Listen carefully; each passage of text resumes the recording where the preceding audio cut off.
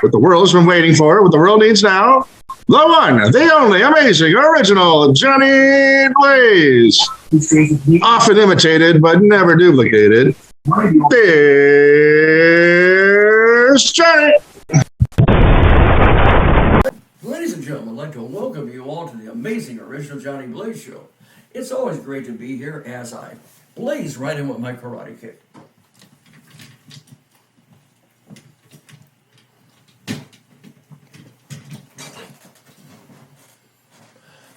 Let's have a blazing hot fun time. Scientists have just discovered a new element in this world, more valuable than gold or even platinum. They are calling it unobtainium. I will never forget those heart-to-heart talks with dear old Dad. One day he called me into his room and said, "Son, I just found out the price of cigarettes is doubled." After a long pause, I answered, "Does this mean you'll be smoking less?" "No," he replied, "this means you'll be eating less." The Republican Party has promised to eliminate the national debt. The Democratic Party has also promised to do this. When will politicians finally realize that the only party that ever paid off a debt was the Boston Tea Party? McDonald's has just announced their new Trump value menu. You can order anything you want, but the rest of us have to pay for it. We have a blazing hot fun show with a special guest. He's a multi-talented singer, songwriter, all-around entertainer, and a recording artist. Please give a big warm welcome and say hello to the one, the only, Johnny Reid. Okay, there we go. Johnny Reid, hey, welcome to the Amazing Retro Johnny Blaze Show, my friend. Great. It's been a while. Good to see It you. has been a while. I think it was, 2 or 3 years ago that we had a chat, Yeah. with you. Yeah. Hey, you're looking Put sharp. my volume up a little bit here. Okay, can you hear me? Yeah. Yeah, I can hear you great. That's Well, a nice- you're looking good. Thank You you. look amazing. So do you. Look at that's a nice shirt. That's a nice shirt. Is my computer okay here now? Let's see. It looks like it might be a Hawaiian shirt. I don't know exactly, but it's a nice shirt. Yeah. Yeah. That's all I wear. Oh, really? Okay, Yeah. good. Well, that's Easy. cool. That's all cool, Johnny. Anyway, let's get started. How did you get started in entertainment, Johnny, and also where you're from? Give me a rundown of Johnny Reid's story, of course. The Johnny Reid story. Let's see. I'm in Redondo Beach. Okay. I was born in Torrance. That's just across the road here, about a mile. So I didn't go far. Okay.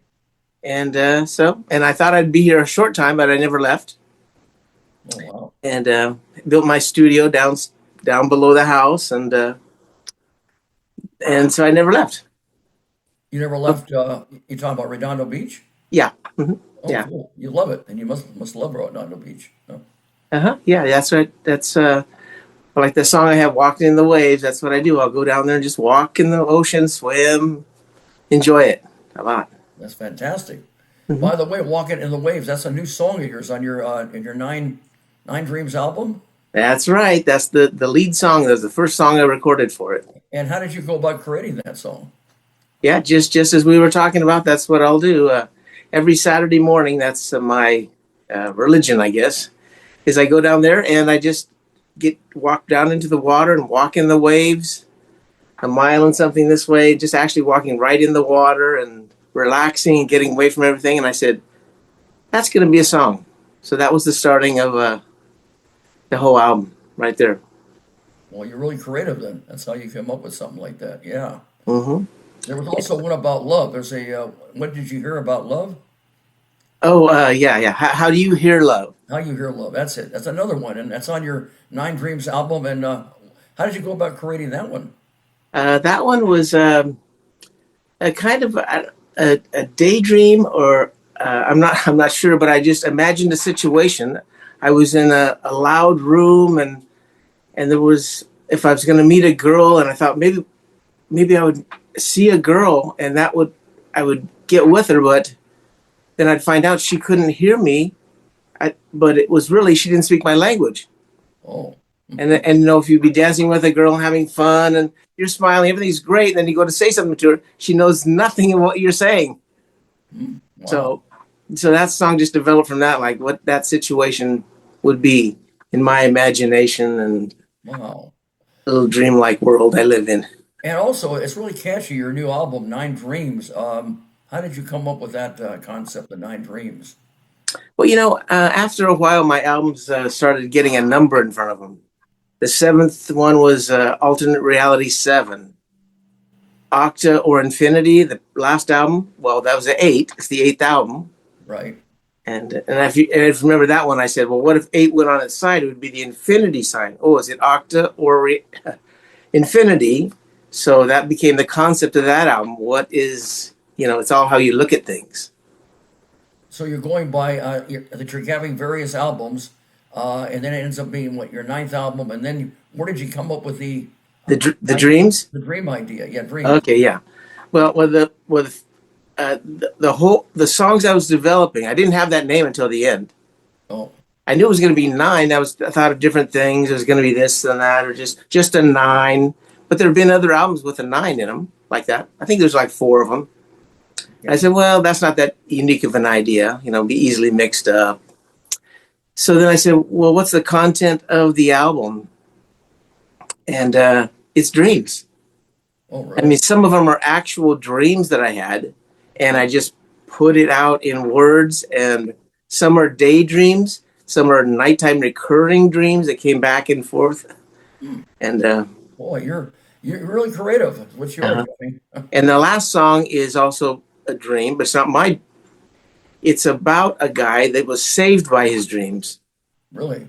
Yeah. Wow. So it's all kind of entangled. There's all kinds of dreams. There's nighttime dreams. There's daytime dreams. There's nightmare dreams. There's stress dreams. There's all kinds of dreams, right? Yeah. Right. Yeah. So, and you get something from those, and sometimes the calling to you. I don't know if you've seen my writings about that, but sometimes in these dreams, it's beckoning me to do something. Wow. To go do something. And so you might say, I'll do that. You may come up maybe another album or a single called The King of Dreams. The King of Dreams, yeah, that's right. You might be the theme, I don't know. Yeah, maybe. You have to share your dreams.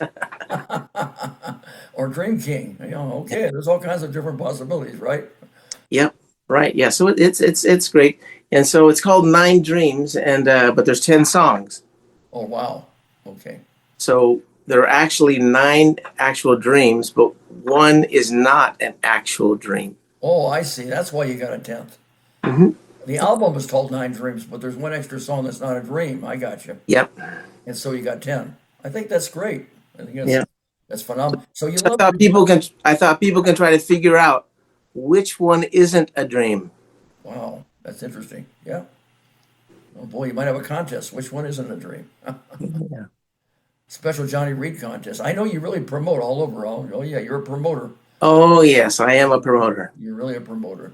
Yes, you are. Now you love Redondo Beach. You stayed there. I say you've been in Torrance.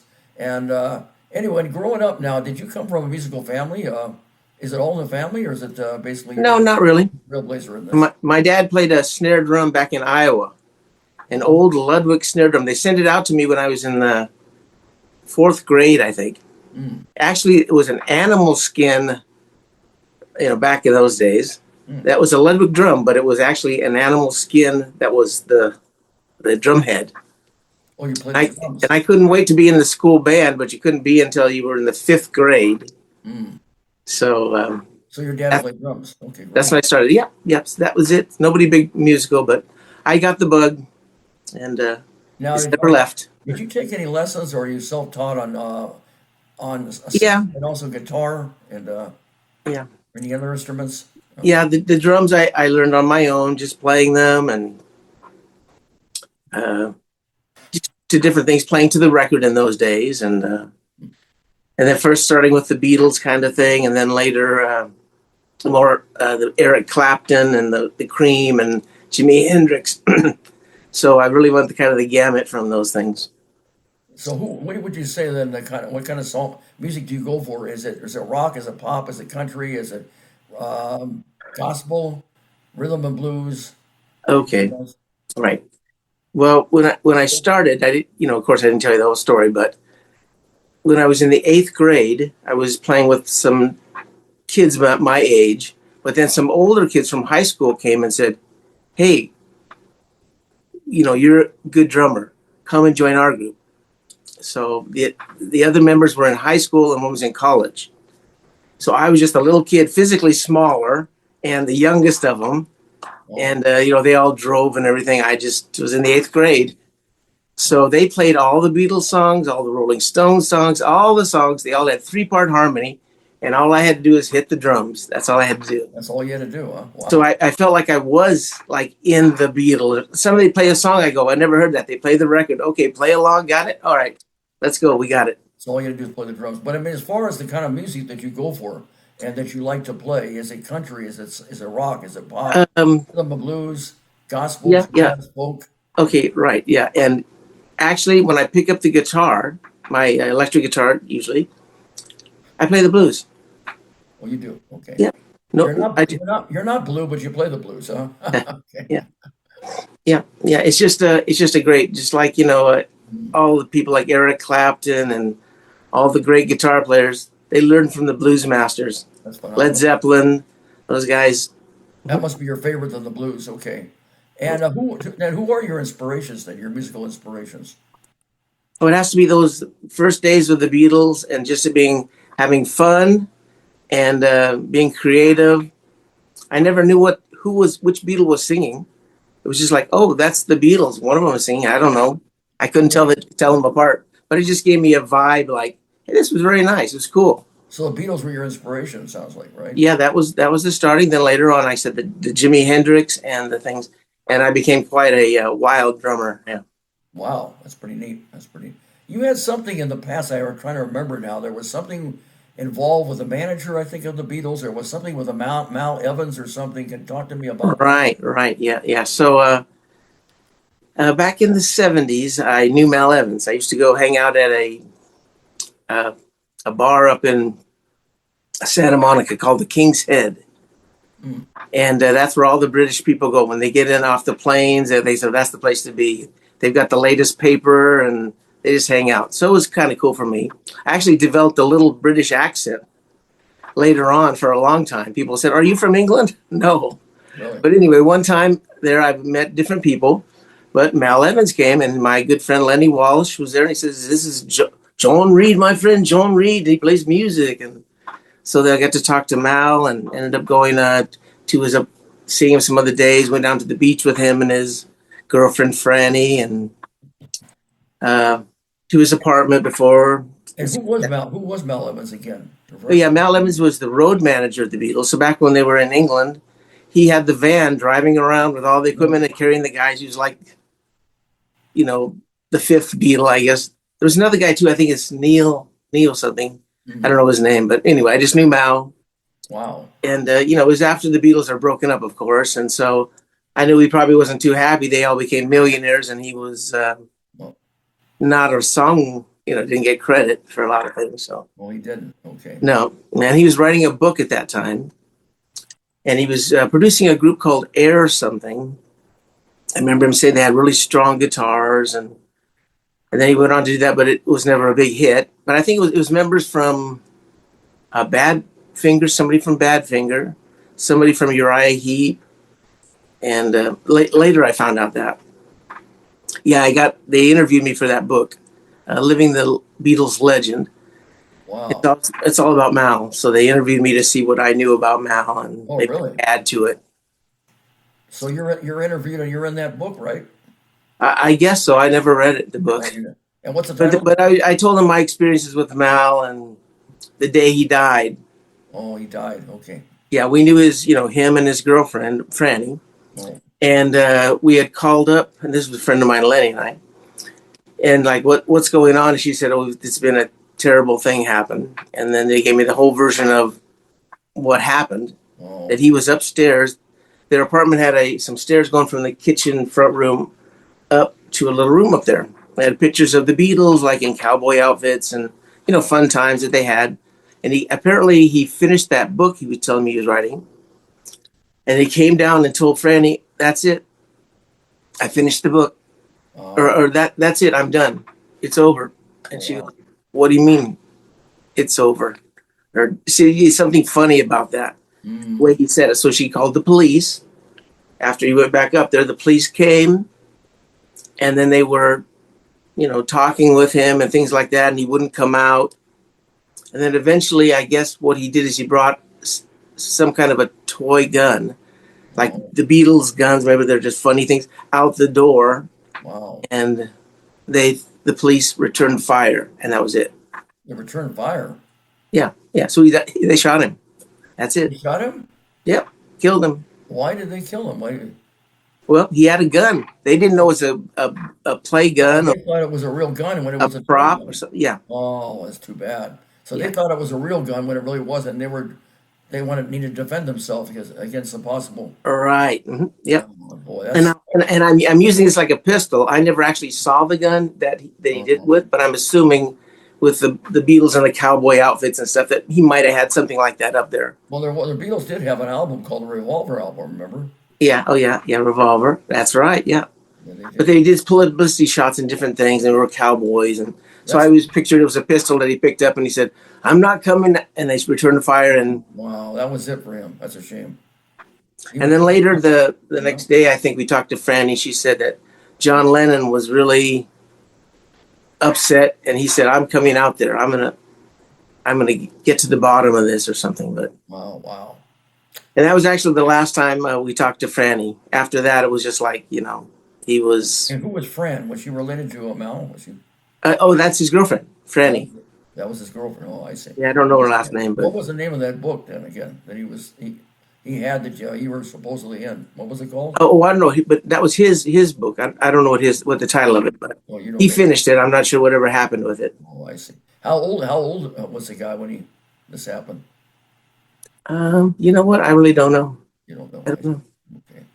I was like 21, so I'm not sure what he was really. He's probably the same age as Paul. I think Paul's 82, something like that. So he could have been that way or a little bit older.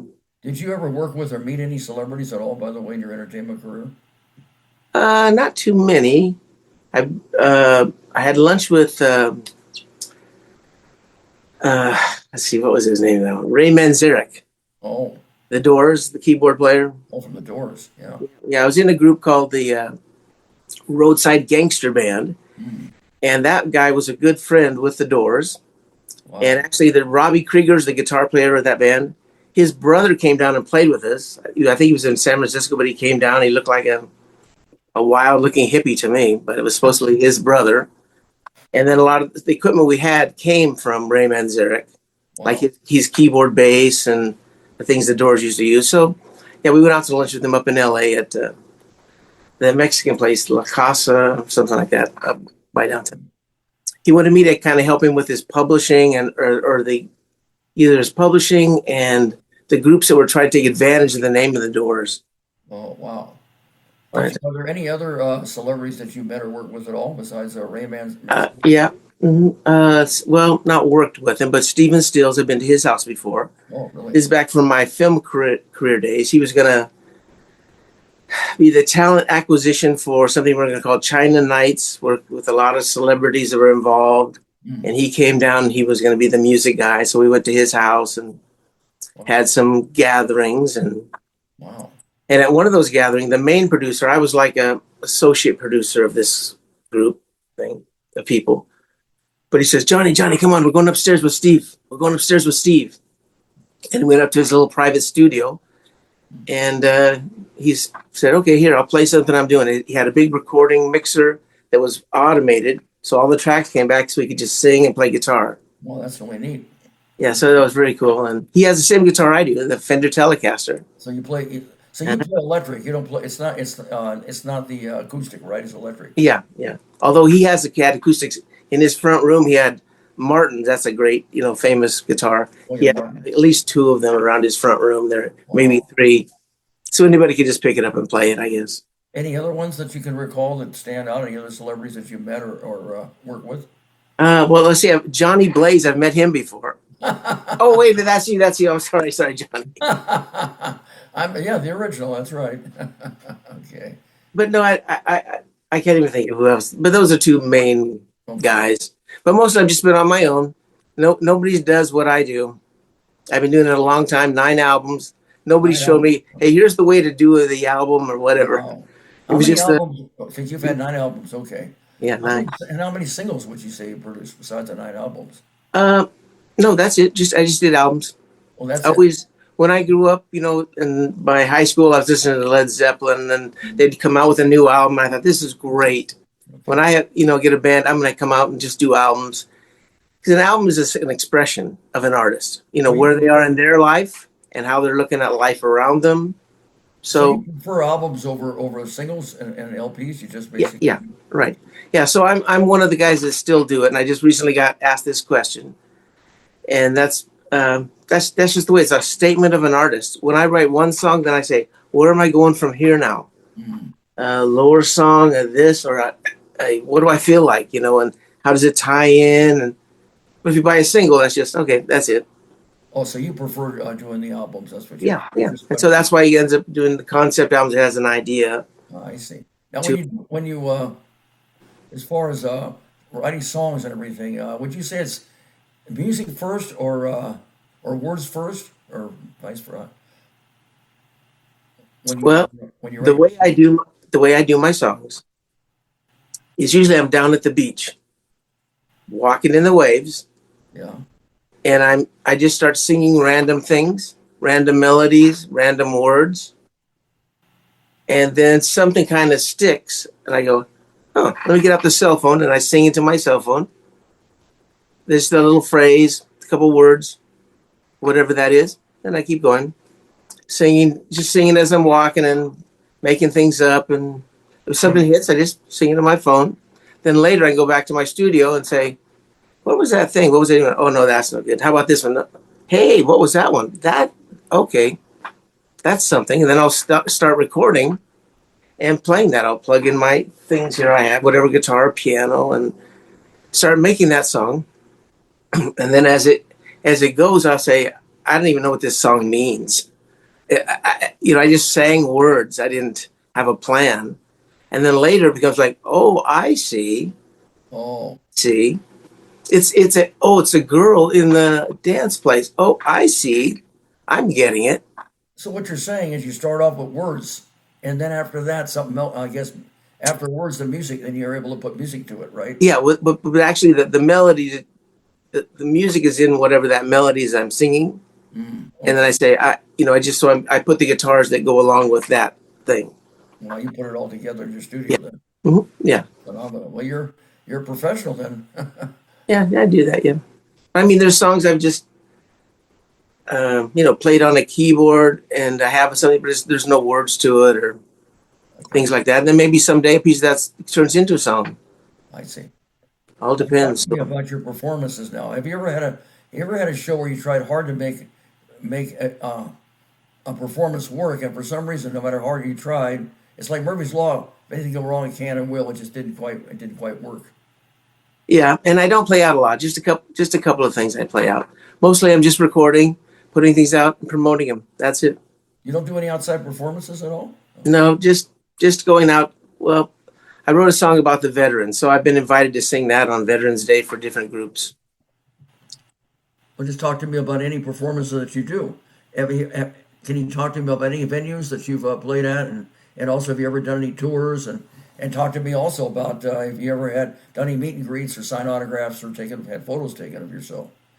No, not really. Not that. I'm not that guy. No, you never had any of No, that. no. I've been the first two albums I did under the name of Rock Dog. And it was a Hollywood edged group. I made up names of 4 people. Pretend I was all of them. I play all the instruments. And I got invited to play at BB King's in Universal Studios. Wow. The walk there, the Universal walk.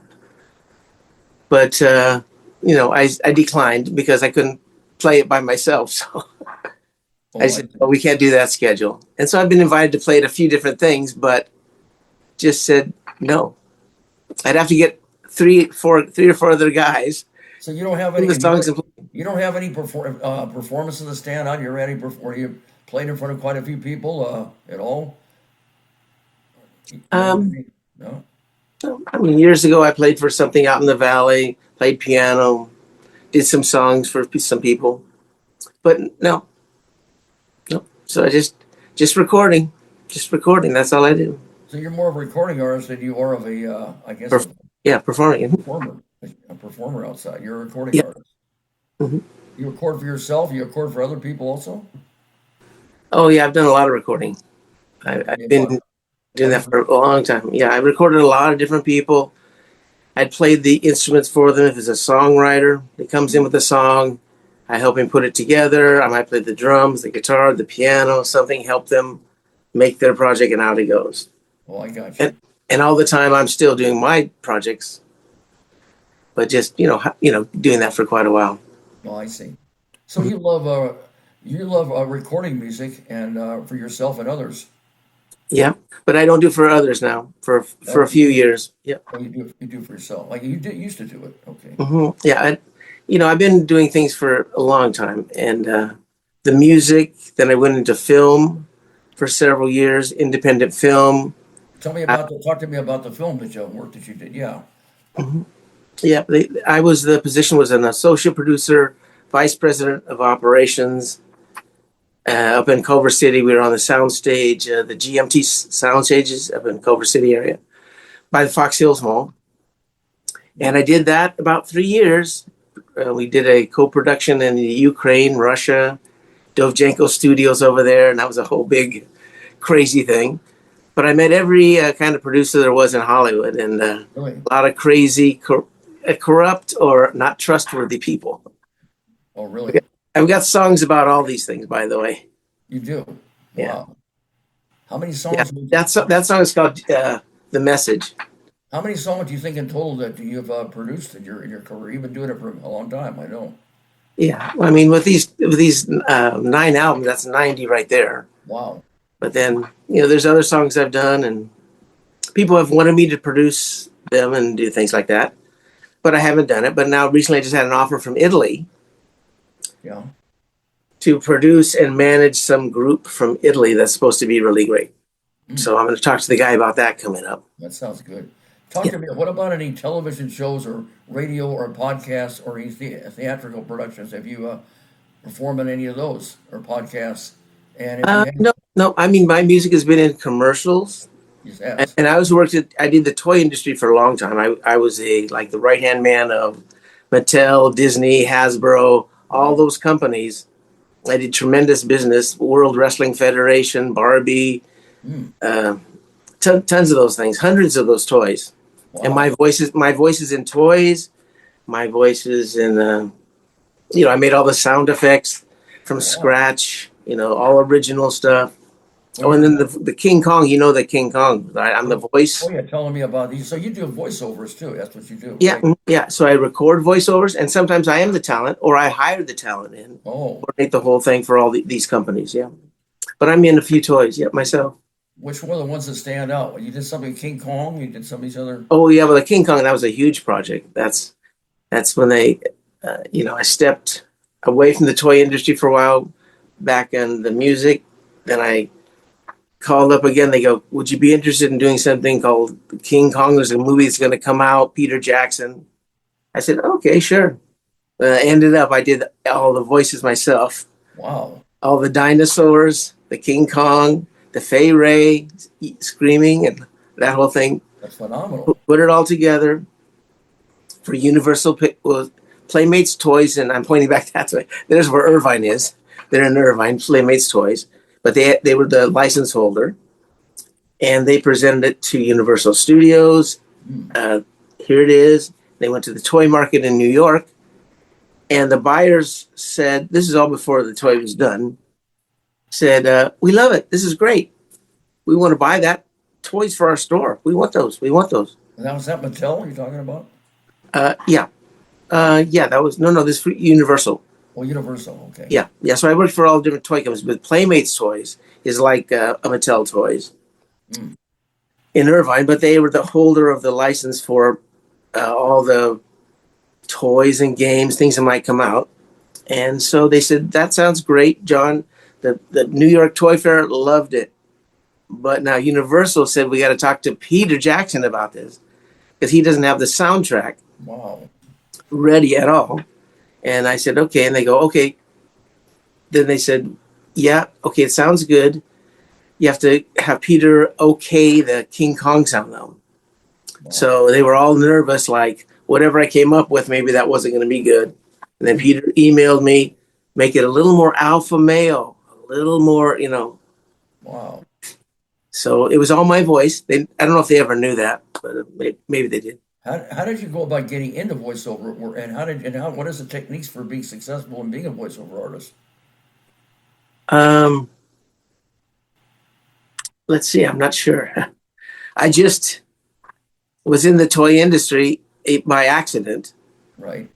and so that's how I got in it. And once you're in it, I don't know. It's up to the person. So I didn't train to go to voiceover school or how to direct voiceovers. It was just It's just luck, I guess, the right place, the right time. Okay. yeah. Well, the toy business. Here's how it happened. I came back from Hollywood from the producing business of all this kind of thing. I'm going back to Redondo Beach to my studio. They came over for a voiceover. That's the GMT Soundstage, the people that own that. So we're doing a movie. We need to do a voiceover. Can we do it down at your place? And I said, okay, come on down. Brought another guy. The other guy said, hey, I'm in the toy business. I said, oh, okay, great. And then he goes, I have a little thing here from Stone Cold Steve Austin. And he's saying something here, but I want him to say something different, a different way or something. Could you do that? I said, yeah, just give it to me. I did it, gave it to them. Then sometime later, I don't know when it was, some days or weeks or whatever, they said, well, we got the contract. And with a wrestling federation, Jack Pacific out of Malibu, who's the license holder of that. And you are doing the toy sounds for us. You're doing everything. And so I started, creating sounds, doing that, doing some voices myself, and then bringing in other talent. But I wrote scripts for all the wrestlers. They said, can you write a script? Really? We need the script. Okay. Do I know anything about wrestlers? No, but I did. I got some VH tapes in those days and played them and said, okay, Stone Cold Austin says this. The Rock, Dwayne Johnson, right? He said he had the corporate eyebrow. His eyebrow would go up. So I put all those phrases into the script that they would all read, and they recorded it in Cincinnati, sent it out to me. I edited the whole thing up, and I was in the toy business, went on to Mattel, Hasbro, Playmates. It just went everywhere. You got involved in the whole thing, in writing? Yeah. So as that went on, at some point they said, oh, we need a puppy dog in this one. And I would just get the microphone and they go, you're amazing. So I was the dog in something. And then we needed something else. We needed a referee. Oh, I did. Oh, the referee. Wow. We did a skating one with bike riding. Yeah, the bikes they had where they do the tricks on bikes. There was a guy that was famous down in San Diego, brought him up and recorded him. He left. Then they said, oh, we need to add some more phrases. Can you do them, John? Okay. So on that toy, it's me and this other guy saying all these things. And boy, it's a story of success, John. You have no. So that's how it's working. You keep never say no. That's what I say. Never say no. Say yes, right? Okay. Yeah, say yeah. If they think they're going to ask you, can you do it? You better say yes. Even if you don't think you can, you have to fake it to make it, right? Okay. Right. You got to imagine yourself doing it, otherwise you'll never do it, right? Okay. Yeah, just do it. Just like the script thing. I never wrote a script for wrestlers in a toy or whatever that was. But, And of all your experiences as a voiceover artist, are there any that stand out that were your favorite, or were you like them all equally? Yeah, and mostly I was one of the producers of the voice. And I was not the main talent. I'd be hiring people, auditioning them, and the companies, and Mattel, for example, they bring down their people down here. I see. And they'd have my studio, which is, not a huge studio. They've got a big multi-million-dollar studio. Oh. I would do it there a few times. But I would do half the project here, or do a whole project here completely. Or they'd send their talent down. They might have 9 different people come in. Wow. We're going to do the Barbie Ocean Discovery. They're going to have all kinds of actors that come in, and I record them, edit them up, put it together, and boy, that's it. So it's amazing what you can do. It's amazing what you've accomplished and what you're doing. Wow. Yeah, so I've done a lot of things, but music. I started with music, and I've always that's just a beautiful thing. Is that your out of them all? Is that your favorite Yeah, recording yeah. music? When you can hold on to it and do something, when you get working with a film, you got so many people involved that it's not the same. But some of the great guys are really in on top of it. Like if Spielberg gets behind the camera and he knows things about this and that, and Cameron, they know what's going on. They're editing. Wow. If you can't do it all, or a good portion of it, you don't have control over it. And Have you ever done any acting or any producing or filmmaking at all? well, yeah. That's when I was with the group called the Elixir Group. That's what they were called. So I was involved with getting the talent or signing things, contracts, working with them, auditioning some things. Wow. And now I'm into something new, but actually that's called Orbium Studios. So you heard it first here, but it's going to be coming up. There's a lot of things we're doing. We're going to do film, animation, movies. You do computer animation also? Do you do that? And Yeah, no, I don't do that. I've done, played with that sort of thing, but I'm not that. But this would be more like a producer or, corporate kind of a guy of that stuff. wow, So I'll be a partner in that. you do quite a few things. Yeah, that's going to be film, TV, unscripted, mostly. Could be some scripted, and actually apps, computer apps too, things for the industry. What kind of TV and movies are you going to produce? Well, we've got a few. I mean, there's Orbium. Orbium, okay. Yeah, Orbium. Yeah, we got one called The Donor. We've got about 3 or 4 movies. It's going to be a series of action. It could be action, comedy. There's no limitation there, but we already have some scripts in the development stages right now. So It sounds like it's like a complete entertainment network is what it sounds like. yeah, Where you do a little everything, films, television. yeah, everything. So and personally, that's what I've always done. I've worked before in the computer industry, but I've always had a studio. Oh. And then when I stopped working for those kind of guys, I said, no, it's got to be entertainment oriented, or I'm not going to touch it. This studio now, did you make it yourself or did you hire somebody to create the studio? Yeah, no, a couple of friends helped me before, but I built the whole thing. Wow. Mostly myself, yeah. Now, have you ever, as far as in music, have you ever had any bands that you had that in which you worked with any bands at all? You ever did that? Any famous bands, you mean? Any bands or people that you knew that you played with and anything? No, not really. I didn't do a lot of bands. Just mostly it was a single songwriters or 2 guys coming in, and I would just help them put together whatever they were trying to do. Did you ever go to any special? I talked to somebody else in the business, a previous guest by the name of Doug Turner, and he went ahead and he went to all kinds of places, and I guess they were songwriting gatherings where there was food and people were singing and they were meeting together. Did you ever do anything like that where you can network with people and meet people in the business?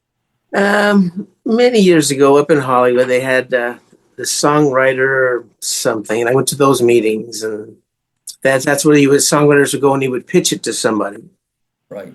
things like that. And somebody picked up on one of my songs, one of the producers or music supervisors for the second Commitments album or movie, the second movie of the Commitments. And they said, okay, we're taking that song. I said, great. Then later, didn't work out, as many things don't. He said, no, they got a new master producer of that movie, and he brought his own music. So, sorry. Have you ever talked to me about any testimonials that you have of people you work with, and also any awards that you've won for your various talents?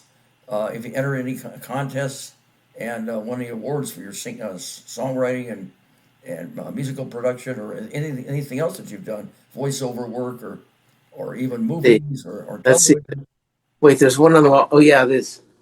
Yeah, well, I worked on just before the film thing started. I was doing a TV sitcom, yeah, called The Adventures of Virgil Bad. And back in that time, I've got it on the wall back here. It says the Southern California Motion Picture Council Outstanding Award, Outstanding Achievement in Filmmaking. I was co-producer of that. Wow, So that's great. that's about it. That was it, huh? Okay. Yeah. Well, I would say that You give yourself an award for so many things that you do. I mean, it's Yeah. amazing. It's Yeah. just amazing. I mean, I just keep doing things. That's what makes me happy is keep on doing things. And, yesterday, it just came through for me. Did an interview that I was asked to do from Portugal. They contacted me and we said we want to do an exclusive interview on your new album in Portugal. wow. So we did the whole thing. They said, but we want you to write out the answers for us. So we did that, and it finally just went up on their website now. So Wow. and they have the interview is all nicely done on a page, and then they have another page that they put me on the home page. If you went there, it was called Musica Total or Total, musicatotal.net. Wow. That's pretty neat. That's And so that came out great. I just put myself out there, and they contacted me. Can we do that?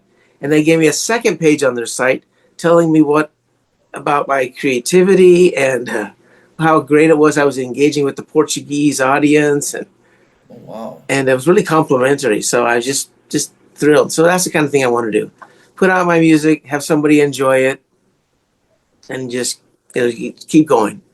What other shows that stand out? If you've done television, radio, podcasts, I don't know if you ever done any theatrical performances or productions or anything, any of that. Yeah. Anything that you've done, and talk to me about all those experiences and the ones that stand out for you that you remember. Well, I've done several, what I call them, feature specials. This is where I put all the songs on a 1 hour program, and I put announcements describing each song before it. And I have a show opening, a show closing. It's a complete show. And I'll give this to a DJ. Yeah. And sometimes they say, okay, but we want you to call in and be with us.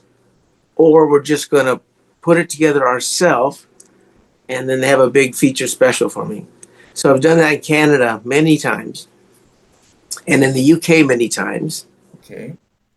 And just the last album that did the big show in Wales.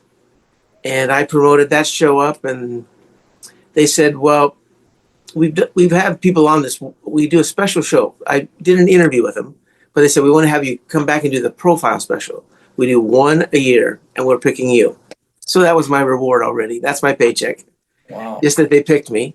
And they said, yeah, well, we've had these different artists on that have done this. And there was a certain guy that was famous in Wales, apparently a rocker that's been around a long time. And they go, well, this guy did so many thousands of people. And I said, oh, great.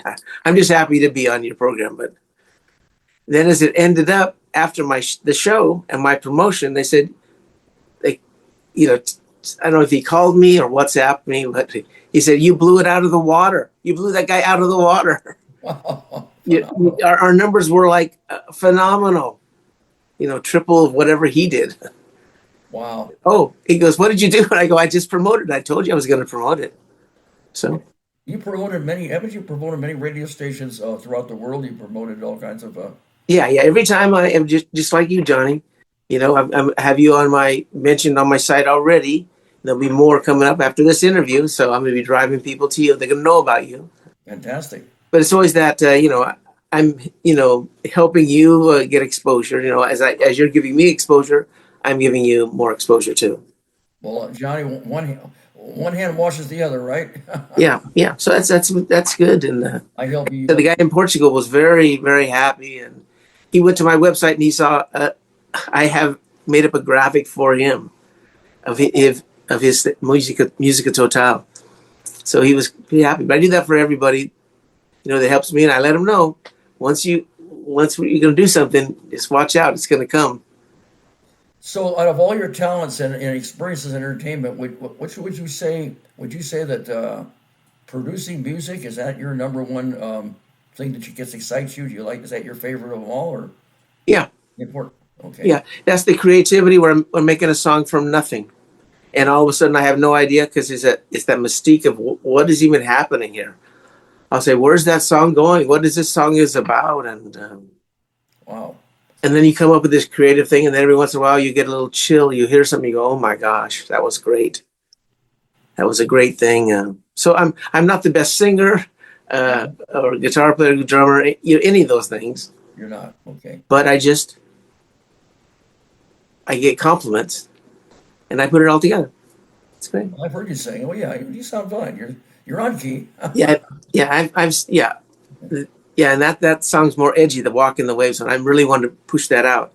Well, I like it. I like it. You Yeah, got a nice voice. You got a yeah. nice voice. They compare me to different people, different times, different songs, different albums. People told me I sound like Mark Farner. That was the lead singer of Grand Funk Railroad. Oh, and then some people have said, "Oh, on this song you sound like a young Jimmy Page." Oh, okay, that's good. Oh, you sound like Ginger Baker on drums. Okay. So anytime I get a little of that, or the Beatles, people say, "Oh, that sounds like the Beatles or something." So I go all across those things. But every time, those were my teachers. I grew up in those times, and I heard those guys, and wow, I just think a little bit like that. So even though you haven't done it, that's something that you could do. I'm sure you'd be very, very good at performing outside venues and stuff. Oh yeah, I can picture you doing it. Even if you haven't, maybe that's something you might consider. You never know. Mm-hmm. I had a group that came in to record. Talk about that. Another one popped in mind. It was 3 young girls called the 3D. Yeah. Like 3D, and they were young girls. And then they had a older, manager that brought them in, and she was like a voice coach person. And they did my songs. Really? She heard my songs, and the girls recorded 3 of my songs, so they would perform and do them. Okay. I thought I was just going to record them, but they actually wanted to do my songs. They paid me to record them, my songs. They want to do your song. Wow. But anyway, when she finished up, she said, "You know what? I like the version you did yourself, the way you sang it, better than these girls that are all trained and did a good job that way." So you made it your own, is what you did. Yeah. Yeah. Yeah. So like I said, my voice is just my voice. There's nothing wrong with it. Like I say, even if you haven't done it, I believe you could do it. You've got the ability and the talent, because there's so many talents. I think if you wanted to go out and sing in different places, right, you could do it. You could do it. And you know what, Johnny, I don't know if you remember from the last time we talked, but the reason I really can't do that is I've got a daughter at home in a wheelchair. Oh, yeah. Thanks for reminding me about that. That's right. You mentioned that before. So she had that car accident. Oh. And when she was 19, that's many years ago now. Yes. And so I said, "Well, we're going to come and live with me." She lived with her mom. Her mom had divorced me when she was 2 years old. Oh. I'm on my 3rd wife now. Your 3rd wife? Wow. I'm not going anymore. But anyway, my wife was actually a caregiver for my daughter. Oh. And then I ended up marrying her, and I have a 14-year-old son now who plays guitar, by the way. Really? My wife said, "Well, let's get married." And I said, "No, I've been married before." She said, "Let's get married." Okay, so we got married. She was, "Someday I want to have a little Johnny." So eventually she got pregnant, and when he was born, she said, "I wanted a little Johnny. We're going to name him Johnny." Wow. Yeah. You got Johnny Jr. then. Yeah. So I'm technically John, but people call me Johnny. Oh, but then he is officially a Johnny. NNY. He's got the whole thing. You think he's going to follow in your footsteps? You think so? Well, he grew up. I've got pictures of him sitting in his little baby carrier in my studio next to my guitars. Wow. And now he's taller than me. He's like 5'10" and going, 14 years old. Wow. But maybe 2 years ago, a year and a half ago, he said, "Hey, what if I got my own guitar?" Because I said, "Well, you can have my guitar, play it anytime you want to, anything. We have bass guitar, the Telecaster, the acoustic guitar, keyboard, drums." And a little at a time, he'd play all of them, just messing around. I never pushed him, but he wanted to play, so he got his own guitar. And good. I tell him he's better than I am now. He plays great. That's fantastic. Now, the girl that you say had an accident, your daughter, that's why you can't go out and do these. Right, yeah. So I took it on myself for her to come here. Yes. And the wife that I had at that time, she was, helpful, but it was stressful. Oh. Then my daughter had a natural mom and stepdad, but it was too much for them, and they just said, no, we can't handle it. We're out. Oh. Then it became too much for me and my wife. Oh. So at that time, I said, "You know what? I got to stick with this project. I can't let Kelly go. And you're not really happy here. I can see it's just a very stressful. Why don't you go on?" And have a great life, and I'll continue on here. You mean your daughter that had that accident? You told her to go on? No, my wife. Oh, your wife. Yeah, because it was very stressful. I was probably on the edge of everything. Oh, When my daughter came home, she had a feeding tube in her. After a year in the hospital, she was still on a feeding tube. really? Oh, Yeah, so it was really, yeah. traumatic brain injury. Oh, that's horrible. I forgot. Yeah, Right. We the talked hospital, about it last time. 3 months in a straight coma, and it was so deep. They said she is never coming out. Oh, Give up. She's on a ventilator. I'm sorry about that. Oh, Yeah. So, but anyway, she's living up here. Now she's off that feeding tube for many years. Oh, And so I've done everything I can, and so she can talk, but it's quiet. She can't walk on her own, oh. but she smiles. I make her laugh, and Well, you're a great guy and everything, and it's unfortunate what happened, but you're a great. Yeah. You're a great father, and you're very accomplished and very talented, multi-talented in all the things that you do. yeah. So that's what I deal with it. Just deal with it. But I do have this new Orbium thing going, and we meet here in my studio with the other partner. You have a partner with that. How did you come up with Orpheum? How did you come up with that name and that concept? Oh, he did. He came up with that. Oh, He came up with that one. He used to have a company called Storyteller, and that's when I first got involved. And then it just transitioned to Orbium, something bigger that's really it covers it all. And what does that stand for? Now you say Orbium, and what does that mean exactly? That's a good thing. I can't even tell you what it means right now. He's written it out. It's on the website. Okay. But it's like an all-encompassing kind of an idea, the orb. That's the basic of it. Wow. And it's going to be everything. It's going to be everything. So. Phenomenal. And what about any writing now? Have you published or written any books at all, and done some creative work at all? No, I haven't written any books. I did write some articles for back some years ago on PC Magazine. There was a PC Magazine, and I wrote some articles for them just because of my knowledge of studio things. I said, "Can you write a couple articles about something?" So I did that, but no books, not really. What about speaking? Have you ever done any speaking engagements at all? No. No. Okay. I'm just kind of exist here. I don't really know a lot of any famous people. There's nobody that helps me or mentors me. I mean, Mal Evans was the closest. I got you. Just his simple words that he said to me is that, "Oh, you sound like Paul." Oh, okay. That's all I needed. Did you ever meet Paul McCartney? Did you ever meet him? No. You never did. Okay. Or any of the other Beatles? No. Okay. Yeah, I had I did hire out promotion for radios before on the first couple albums, maybe first 4 albums out of New York, Me and Mine Music, and they said maybe we'll try to hook something up with Paul McCartney. Maybe you can do something because people were saying I sound like the Beatles in those days. So, but nothing ever happened. But who knows? He's a great guy. He doesn't need me. No, I got He doesn't need me. But you know what? An interesting fact, though, that this 9 Dreams. Wait, here I got the album. Can I do this? Is this called a what do you call it? Oh, yeah, it's a promo. Yeah, go A ahead. promo. Thank you. Yeah, but the 9 Dreams. When I came up with that 9 Dreams, I go, that's great. And I go, is there any albums named 9 Dreams? No. Okay, great. But then the AI witness said, oh, there's a song by John Lennon called Number 9 Dream. Oh. I go, oh, I remember something about number 9. That's all I know what that song is. But anyway, I said, oh, that's interesting. And then I looked up a little bit more. I typed in, what is this? And they go, no, it's not from an album called 9, but people think it is sometimes. Oh. I said, okay. They go, but John Lennon did it for his 9th album after the Beatles. And I go, hey, that's kind of coincidence because I'm doing 9 and I picked the Dream theme and it's my 9th album. Huh, that's kind of interesting. And then I read a little further and it said, John Lennon was obsessed with the number 9. He was. Okay. Yeah. And then this is part, and he was born on October 9th. He was, yeah. Yeah.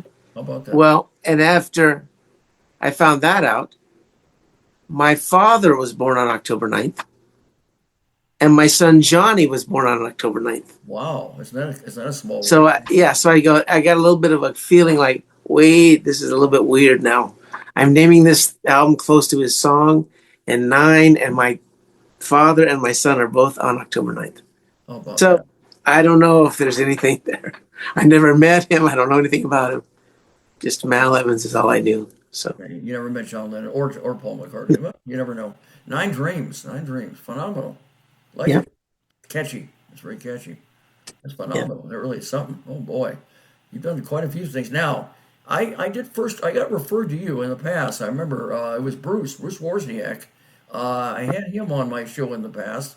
I had a couple of his clients, and then he said make me a guest, and then I had him on, and he referred me to you. You know, Bruce is a publicist, and he's a speaker and a blogger, and you know, I That's did right. the Yeah, yeah, podcast thing. yeah, yeah. His gig is called Now Hear This Entertainment.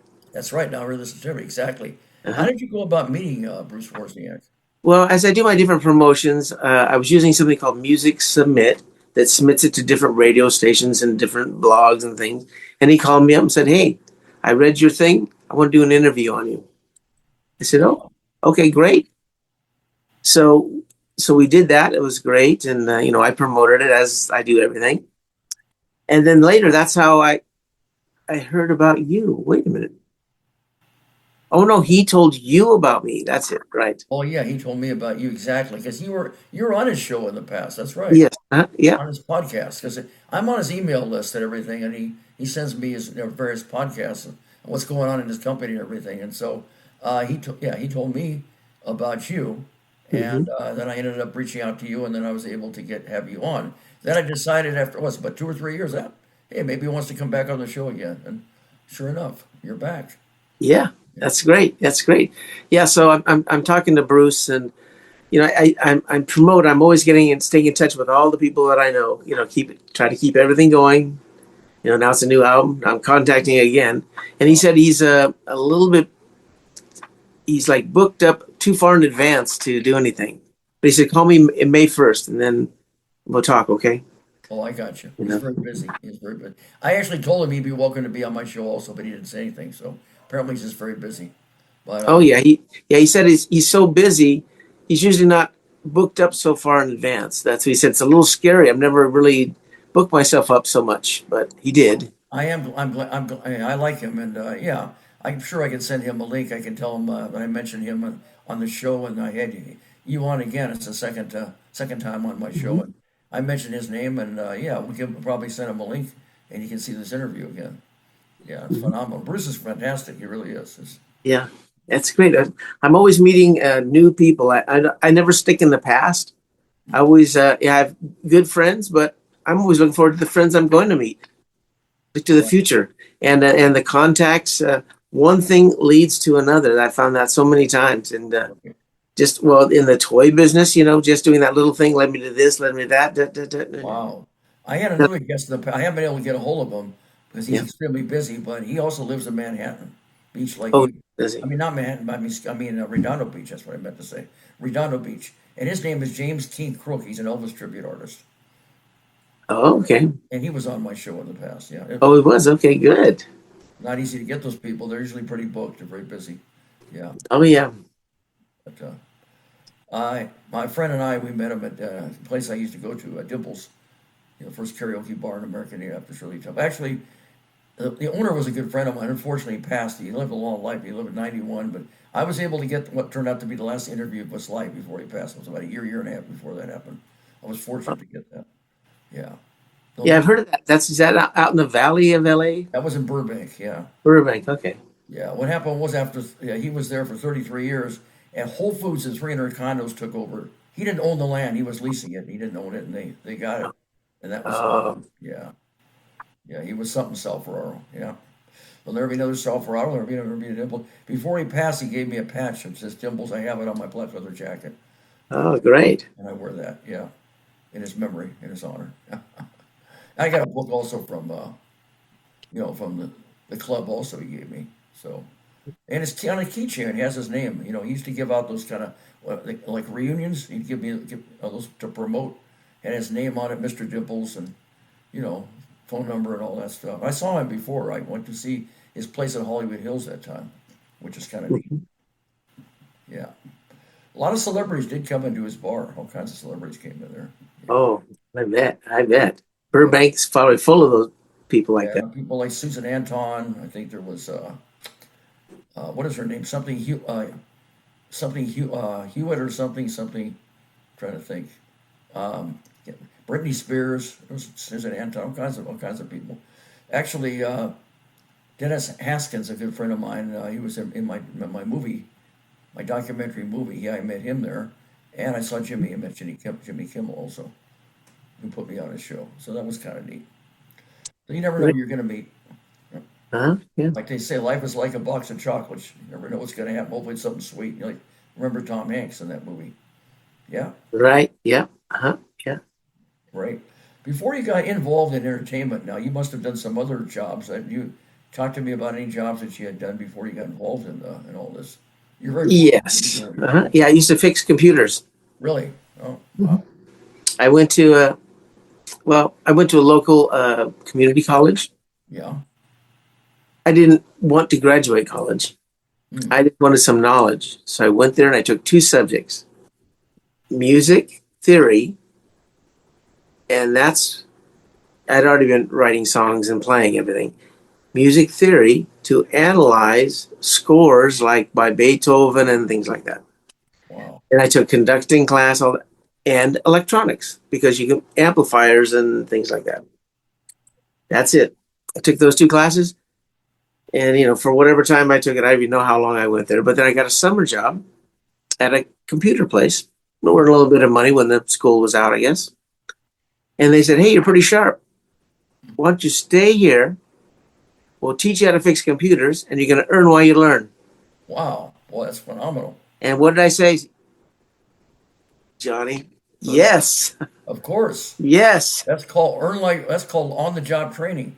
All Earn right. while So you learn. yeah. So when I was 19, I was actually, yeah, I might have been 18 still, even. Yeah, I might have been 18. But I was fixing computers, and I did that, and I was pretty sharp. And I picked it up, and they showed me all about. I knew electronics with oscilloscopes. We used to fix things, and I would go out doing service calls down to San Diego and up to Santa Barbara, out to the desert. I think that's And phenomenal. yeah, so I learned to fix all kinds of, they sent me all kinds of different training, and went through the whole ladder of that till I was really a great fixer, and a headhunter took me to another company for higher money.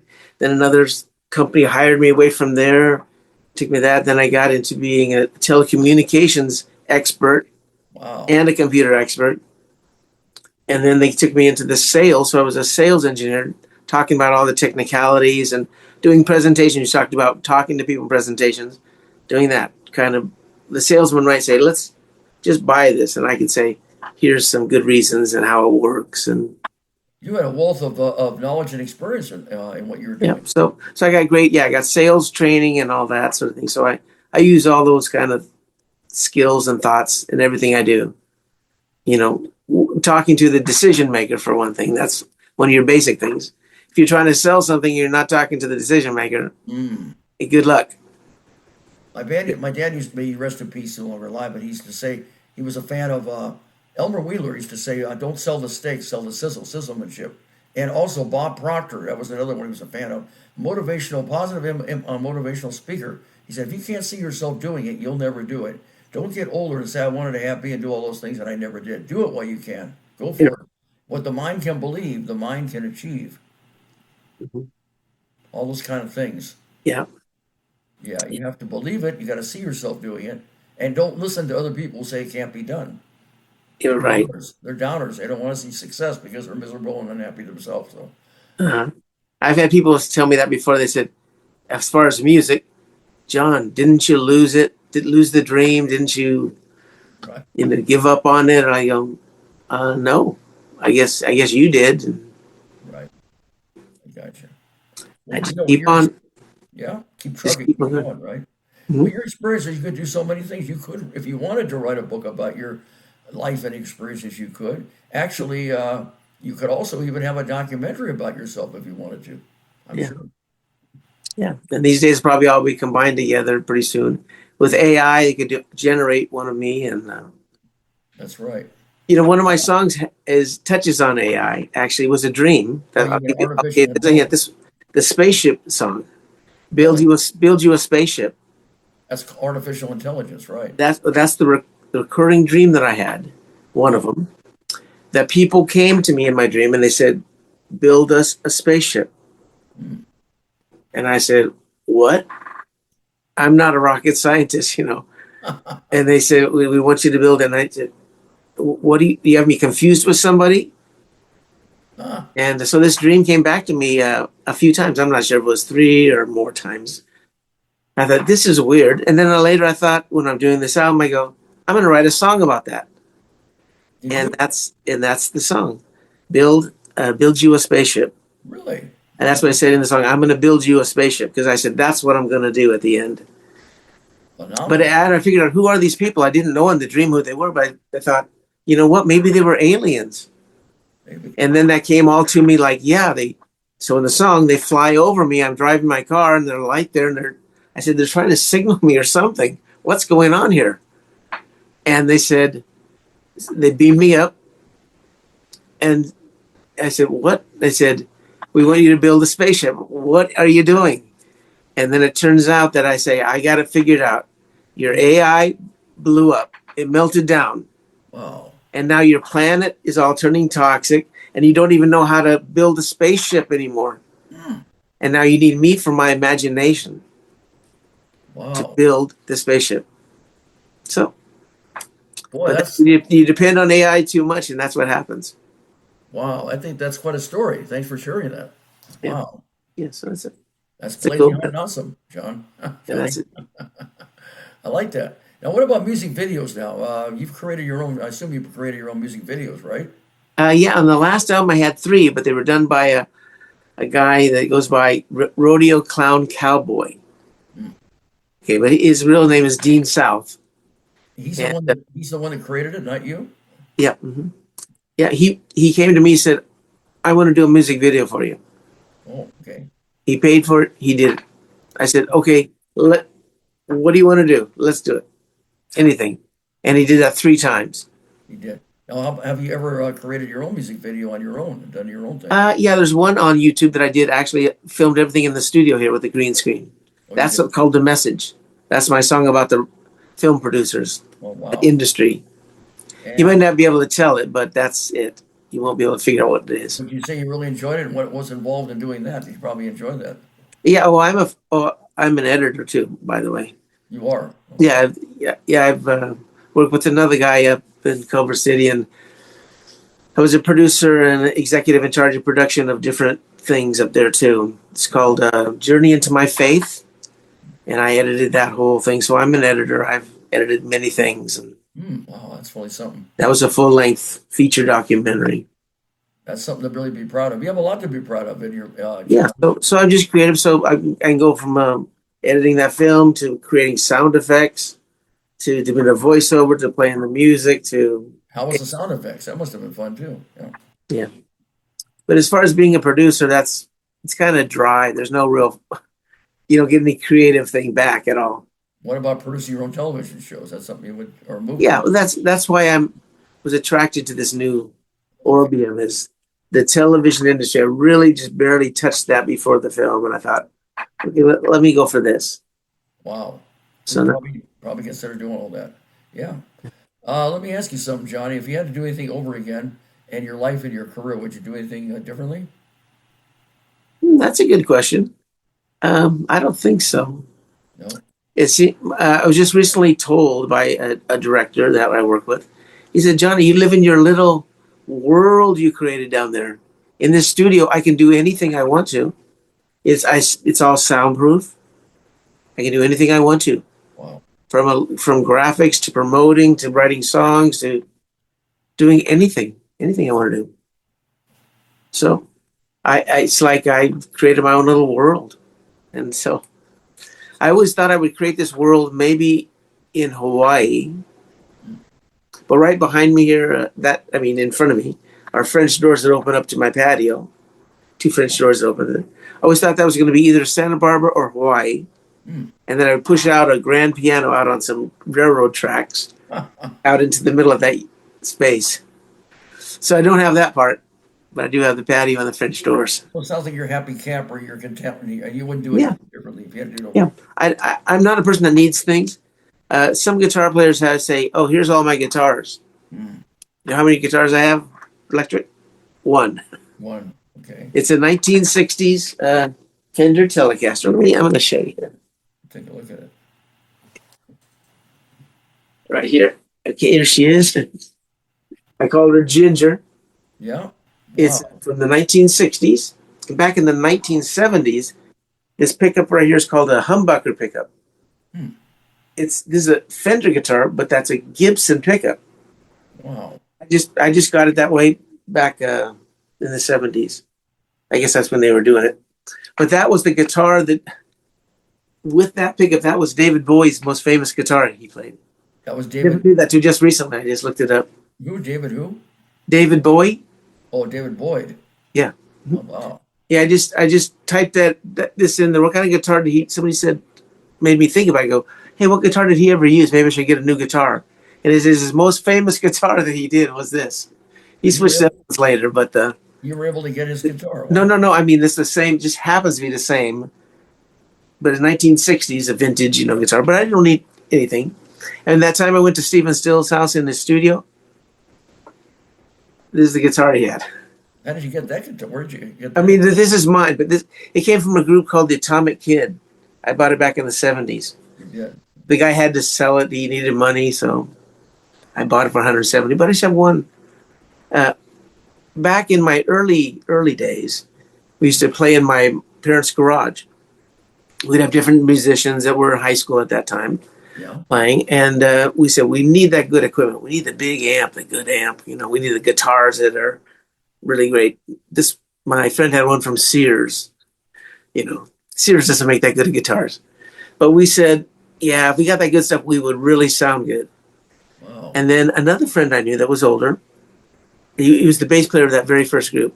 He brought a guy in with his long hair, really beautiful long hair, and he said he was in the group, the Strawberry Alarm Clock. I remember that. They had a few people that were in that, but he was one of the guitar players at some point. I don't know when. Really? But he came in, oh, great. But he looked very much like a rock star looking guy. And he goes, oh, you guys playing? Oh, that's great, And he went over, hey, can I pick up your guitar? Oh, okay. He picked it up, and wow, it just blew us away. I remember there's a hit song, Insets and Peppermints. Yeah. Yeah. So he was in one of those parts of the group. But he blew it away. It was like, what? That was our cheap guitar? That was our cheap amplifier? So that was my message, my lesson. Mm. It's not the instrument, it's the guy. The guy behind the instrument, right? Right. Oh, wow. So I always like to share that. So that's how I live my life. So this is my guitar. I mean, some people collect them. They got lots of, no. And actually, Jimi Hendrix played Purple Haze on a Fender Telecaster. He did. Oh, Yeah. wow. He had a Strat. He's famous for the Strat. But he borrowed it from Noel Redding. He said, can I use your guitar for this song? Okay. Wow. So if Jimi Hendrix can use it, and Stephen Stills can use it, and David Bowie can use it, why would I get another guitar? Exactly. May as well keep it. It's up to me. It's up to me. If they use it, it's good for you. If it's good for them, it's good for you, right? Right. Gotcha. So that's it's all about that. So That's great. Do you have any present projects right now, Johnny? well, I'm starting on album 10. Well, I will tell, man. Wonderful. Yeah. And just throwing a few little ideas down there. No theme yet. Right. But that's gonna be that.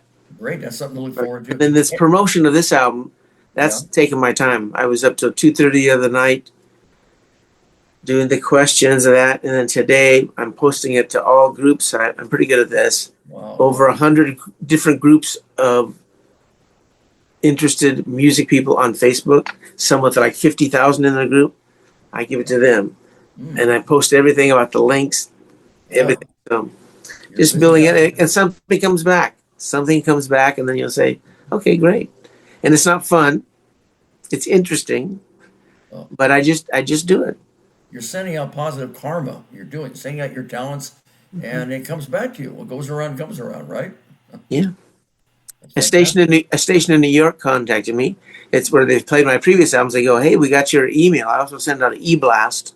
I call e-blast, email blast, to 500 some people that are industry and friends, and he got one of those, and I didn't even. And he said, "Oh yeah, we got that. Yeah, I have my people playing your songs now." I go, "Oh, great." And he goes, "But I need a CD." He's one of the stations that needs a CD, actually. Now, this station was where? The one you're talking about now? Oh no, sorry, Maine. Maine? Yeah, WERU in Maine. In Maine. Yeah, the state of Maine. Yeah. Oh, the state of Maine. Okay. Yeah. So it's okay. So it's being played in the state of Maine. Yeah. Yeah. Yeah. So it's being played at different places. Another thing is getting it on Spotify playlists. That's where you want to get the plays. They only pay you like 0.01 penny, a tenth of a penny or something. I see. Less than that, really. But you got to get it played. So I'm on like 35 different playlists now with people. Really? And I've got more. I just got to have time to go respond to them and say, okay, and hit it and promote it. But I just keep it rolling. My press release didn't come out yet. Boy, We'll hang up on that. But there's a whole worldwide press. I think that's great. Yeah, music talkers out of the UK is doing it. I've used them on a couple albums. Really? And it's going to go everywhere, every press outlet, every thing that. So. All over. Great. Congratulations on that.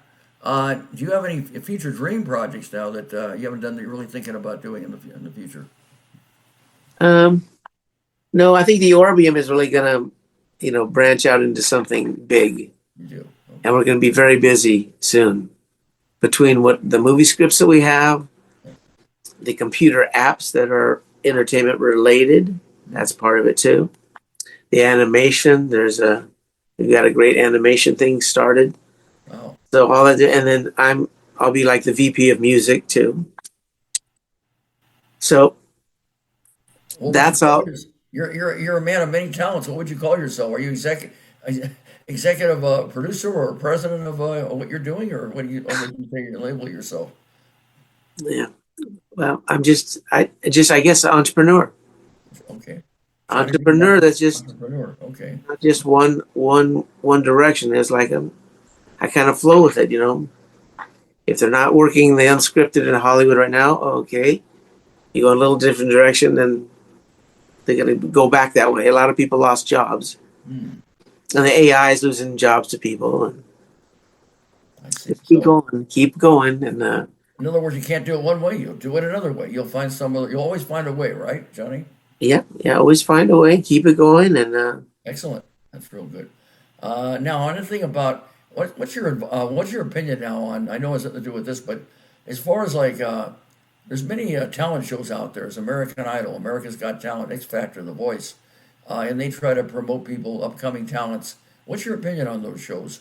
Do you think that they have value and they can really help people that want to make it entertainment? Yeah. I think it's really proven that people that have won those have gone on to be celebrities, talk show hosts, things like that. And by the way, we have a few of those shows. We're going to be competing with all those guys. Oh, really? Yeah. That's phenomenal. Yeah. That's what the networks. If one network's got a successful, America's Got Talent or The Voice or whatever, somebody else wants one to compete with it, and that's what we're doing. American Idol. So we've got a couple of those working. We've got different variations of those things. Wow. More interesting. So hopefully you'll see those come up. You come up with your own talent shows then to compete with those shows, right? Yeah. Make it somehow interesting, something different. Okay. The world's always ready for something different. That sounds like a plan. It's something to look forward to. Something to aspire to. Fantastic. Yeah. That's blazing hot and awesome. That it is. Very, very good. You have any advice now for people that want to make it entertainment? It could be for anything. Whether it be a singer or a songwriter, it could be a comedian or an actor or an actress or a producer or a director or a writer or maybe a ventriloquist or a magician. I mean, there's so many different aspects of or editor, so many different aspects of entertainment. Any advice for people that want to come up in the ranks and want to make their mark and be a success? Well, I should say go for it. Don't be closed-minded and. Okay. I've known like some musicians. I used to book a group too, And then one guy would say, no, I don't want to play on a Wednesday. Forget it. I'm not doing it. Well, don't do that, because that might have been the best night. That might have been the night the producer came there to the show. You never know who you're going to meet. That's right. So I just always say, just keep going for it. Don't give up, and keep it broadening. I can vary between things. And if you try to do that, you can make it happen. Just don't give up. Just keep going as long as you enjoy it. Right. Well, you know what? There's an old saying, it's true. Well, quitters never win, right? And winners never quit. Yeah, that's right. And I have a original poem. I think I may have mentioned it to you in the past. I'll say it again. Positive thoughts make you hot. Negative thoughts make you rot. So be hot. Don't rot, or else you'll go to pot, and you'll lose a lot, and you won't be a big shot. Okay, that was a mouthful. Like that, huh? That's funny. And you know what I do, Johnny, is if I'm giving anybody advice, is I don't relish all those things that I did and just say, oh wow, I did this, I did that. I really don't care about that. That was good, I did it, and I can tell you about it. But I think about the future. What am I going to do? Right. Just like my friends, I have some great friends. Oh, who are the great friends I'm going to meet? And projects. And what's that? The next album. I don't want to talk about, hey, I did an album back, in the days, and I was just cheat. I didn't get my chance. I didn't get it. No, I'm not that kind of guy. So I did the album, promoted the most I could. Right. It did whatever it did. It's fine. I'm on to the next one. So you're not thinking. In other words, you're not thinking about the past. You're moving forward, is what you're saying. Yeah, moving forward in all things. Just don't look back. I mean, you can glance back, but don't look back too much. And don't worry about if you failed. Don't let that bring you down. Right. In some way. And if you think you're really great, oh no, don't do that. That gets you in trouble. Well, it sounds like to me you're independent. You never had to audition for anything, from what you're telling me. You always were able to come up with your own projects, right? Yeah. Yeah, pretty much. Yeah. Some people in the business, they have to, and then they're afraid. It's another thing. Is I always ask how they handle rejection, and of course performance anxiety. Well, you're not doing the outside performing, so I don't think you have. I don't have that. Yeah. You don't have to worry about rejection. It sounds like you're very successful. Yeah, but okay. Now you just brought up a point there. I guess a good talking point. Okay. In the process of doing my songs, Right. over this whole time, I found out that I get a song and I'm inspired. I go and I might get halfway through it. Right. Some songs, and I'll say, "Oh boy, what a mistake! This song is, oh, forget it. Wrong idea. This is wrong." And then I've learned over the years this will happen. And what you do is you just stop for a second and I say, what did I like about that song? What was it that drove me about that? And then I'll remember it and remind myself, and I'll go back, and then it'll come back to life and everything will be great. So what you're saying is when you're not trying so hard, you can be very trying, but when you're not trying so hard, when you least expect it, what you forgot before all of a sudden could come back to you. Yeah, that's it. So I said, don't give up on that song. Right. But I actually said, oh boy, that's the worst thing. And then later it's like, oh my gosh, I got a chill of it now. Something happened, something turns around. So just wait. Don't be discouraged. Be patient. And I see. Have you ever submitted on any of your projects things and they came back, they turned it down, somebody turned things down, and I'm sure it's always been perfect with you. You've had some times that... Oh yeah, no. I've been turned down different things, just like that Commitments movie. That we didn't get that, and there was another movie called Body Slam. Yeah, we did a song for Universal for that, and one called with Whoopi Goldberg in it. But anyway, those were there, but then they kind of just dissolved away. How did you handle the rejection, the disappointment? You do your best, but that tangled web of like Hollywood stuff is like, oh, what went wrong this time? Something went wrong. Okay. But that's happened before. Yeah. So how did you deal with that? You just move on to the next project and act like it didn't happen? Is that what you do? Yeah. Many years ago, I sent a song to Elton John's producer. I think his name was Duncan or Douglas, something like that. And he sent me a letter back. He said, "You're absolutely dreadful." Really? I got to find that letter. I just remembered it. Wow. a week ago or something. I came to my mind. I go, I got to find that letter. I'm sure I saved it. Right. You're looking back and laughing at it now, but I'm sure at the time it was disappointing, right? Okay. Yeah. Of course. Yeah. I did like Elton John. That's phenomenal. Now, That, you probably have had, with your experiences, we've been doing this for many years, I don't know how many years exactly, but you probably have many great testimonials of people who have really been moved and inspired by your work, right? yeah. Yeah, there have been. I had one guy that that last time I did the song, Do What You Love, he said, I'm going to take an early retirement. I could go working, but after listening to your song, it reminded me, I want to do what I love. Wow. So That's phenomenal. things like that. Well, Hmm. that must be very inspiring to hear that, and it also inspires you to keep going, right? Yeah. Gotcha. So, so yeah, and my songs could be about anything. Sometimes they're straightforward. Sometimes there's like a double meaning. Oh, Sometimes it's so abstract you won't even know what it is about. well, there's all kinds of possibilities, Johnny. Yeah. That's The right. song on the last album called Lucky Penny Hmm, is about the COVID virus vaccine. really? Yeah.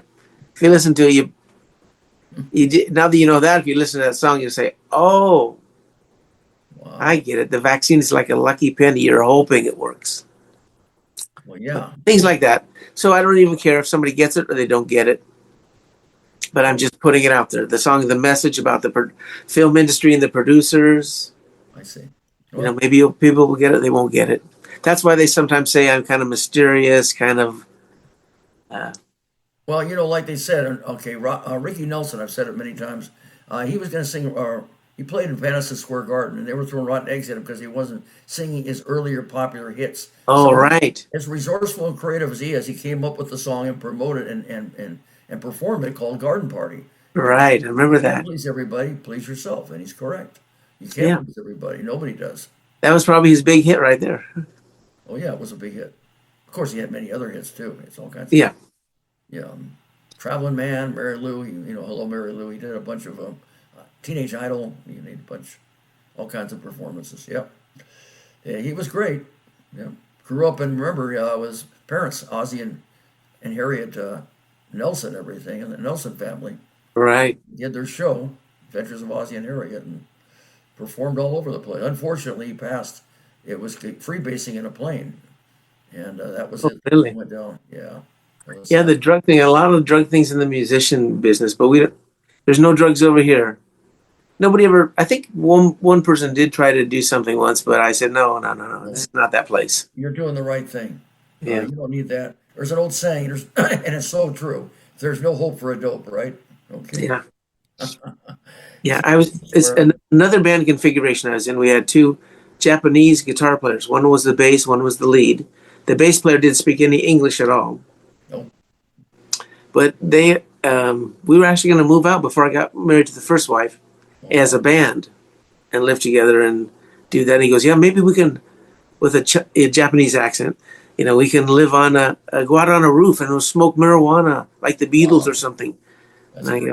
go, well, maybe not. But Johnny, if people want to find out more about you and your life and in your career, can give me links? Tell me your entertainment website, Facebook page, YouTube channel, Spotify, IMDb.com, Instagram. Tell me all the different links so people can find out if they want to find out more about you. yeah, well, my main website is johnnyreed.com.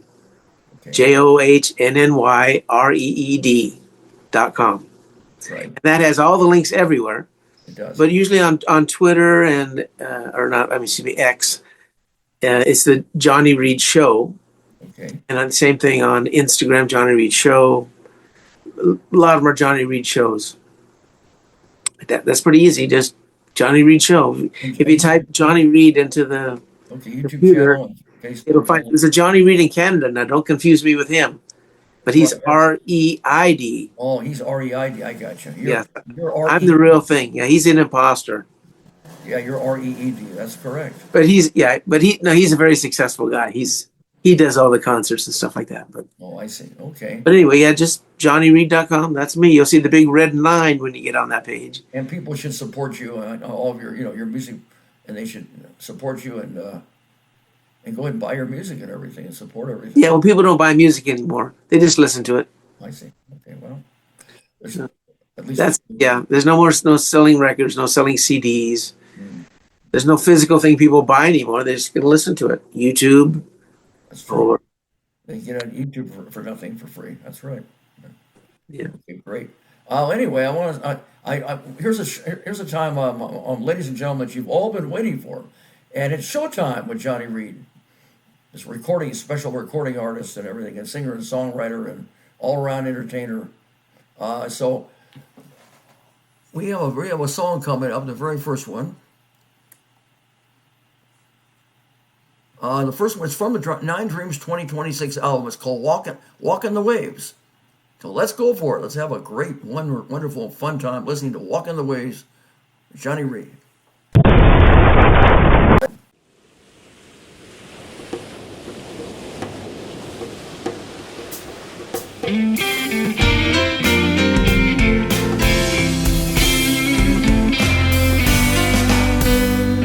I walk in the waves and they wash away the things that I don't want to think about. Then I fall in those waves and they take me away to some place that I need to be.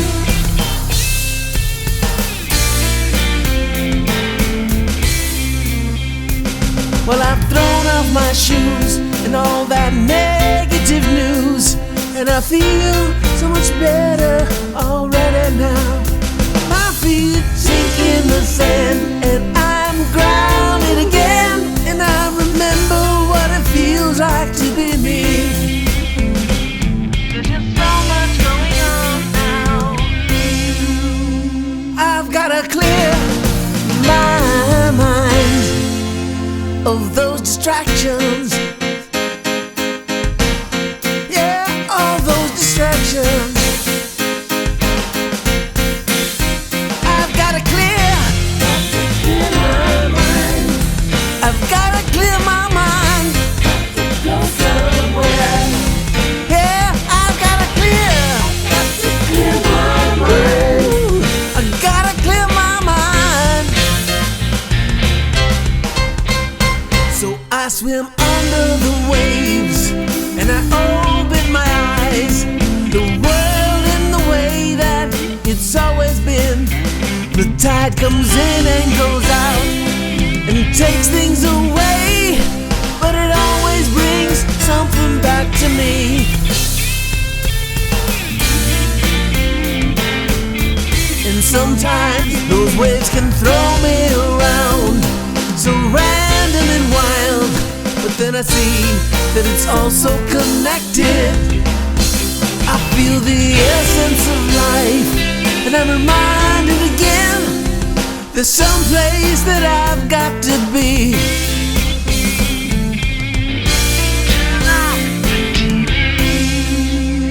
I've gotta clear my mind of those distractions. All those distractions. Yeah, I've got to clear. I've got to clear my mind. Ooh, yeah, I've got to clear. I've got to clear my mind. So I'll go walk in the waves. That's the place that I go. I need to get away.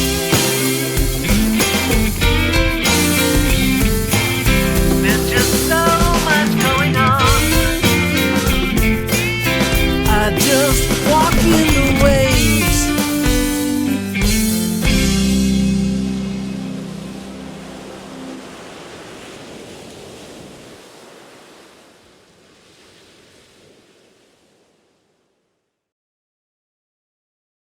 Bravo, bravo! Walk in the waves. What a Thanks, catchy Johnny. song. That's a fun, catchy song there, Johnny. Good. There was another song. There was another one. We have one more song, your delight, ladies and gentlemen, called "How Do You Hear Love?" Let's have a blazing hot fun time How Do You Hear Love? From Johnny Reid. Let's go for it.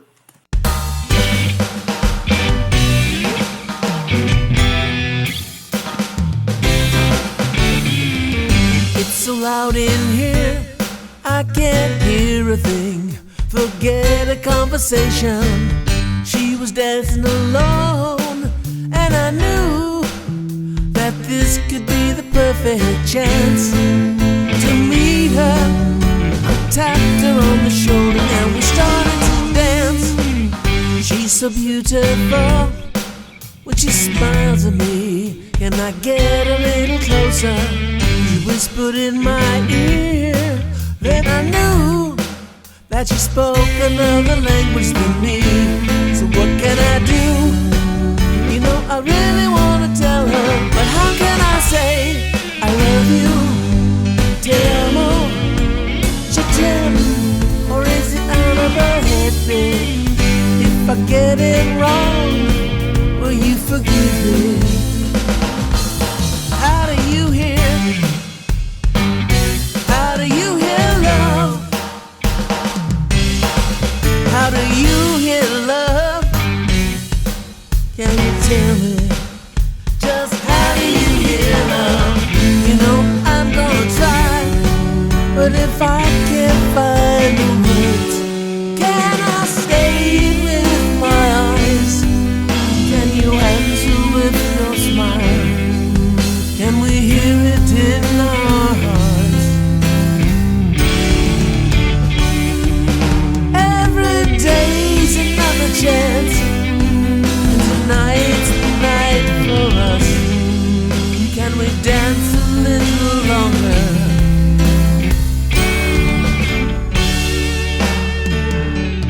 When the music stops, will I lose you then? How could I ever find you? It's been a perfect romance without a word between us. I can't just let it go. So how do I say? How do you hear love? Is it I love you? Strong yo, je t'aime, or maybe my heart beat down. If I get it wrong, I hope you let me try it again. Because I love you, or I need Nakabenda, or some other language that I don't know. I hope that you'll understand. I don't know how you hear love.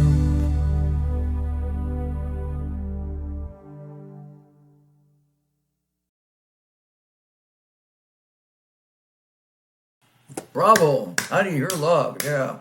Okay, good. And did you get all the words in that? I didn't get it all, but I heard some. Oh, yeah. Okay. Well, I'm saying I love you to the girl in 8 different languages. Really? Yep. Oh. Because that girl cannot hear me. Oh. She can't hear me. It's loud in there, but she can just doesn't understand me. So I'm saying, how can I get through to her? Say I love you. So I say I love you in English, Spanish, Really? French, Arabic, Philippine languages is Tagalog, Chinese, and Swahili from Africa. So it's all those languages. If you, Yeah, yeah. she can finally hear you with all those languages. I don't know, but after at the end of the song, I said, or it's another language that I don't know, but I said it in 8 different languages. Oh. And I don't know if she's going to get the message or not. So I don't know how you hear love. I can't say I love you because I've tried all I can. I guessed at some languages. So you tried 8 different languages. Uh-huh. Yeah. And you don't know if she heard that you. Don't know. Yeah. But that's what I thought it'd be fun just to put that in a song, saying I love you in different languages. I like that. I like that. It's different. I had some fun with it. It is fun. It's a fun song. It's an upbeat, fun song. Mm-hmm. Yeah. Anaba Hedbik. That's Arabic. Really? How about that? Thanks for sharing that. I like that. That's very interesting, Johnny. Yeah. A little fun. So it might be a little fun for a person if you were from Korea and you heard Salahinyo. Oh, I heard that in his song. Yeah, that might be fun, or that's fun. That's different. That's a different take.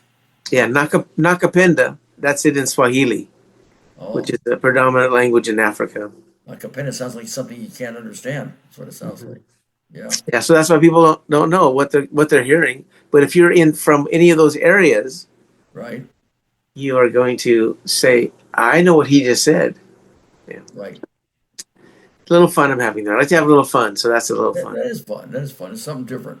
Yeah, it's different. I like it. I really like it. I'm sure other people would like it too. Very many people would like it. Yeah, of course. What's there not to like?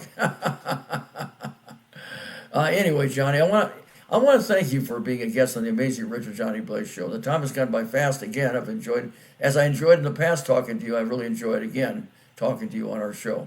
It's been Yeah. an honor and privilege to bring you back and have you on as a guest. Well, thank you, Johnny. It's been great to be here. Good to see you again. And Right. And I would say we're going to wrap up the show and close it. And I always say to all my fans and friends, as I do wrap it up and close the show, for all you fans and friends, always keep a smile on your face and a song in your heart. And until next time, happy trails and blaze out.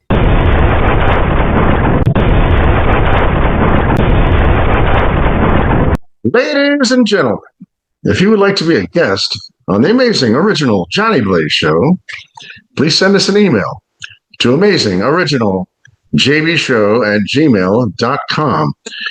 All of our guests receive a complimentary DVD of their appearance on the show, and every episode appears on YouTube and Facebook, where we receive at least 3,000 to 5,000 views per episode. Always remember, we are much better than a podcast. We can be seen as well as heard. And don't forget to subscribe to our YouTube channel, The Amazing Original Johnny Blaze Show. And now, ladies and gentlemen, the amazing original Johnny Blaze has just left the building. Good night. God bless. Thank you so very much.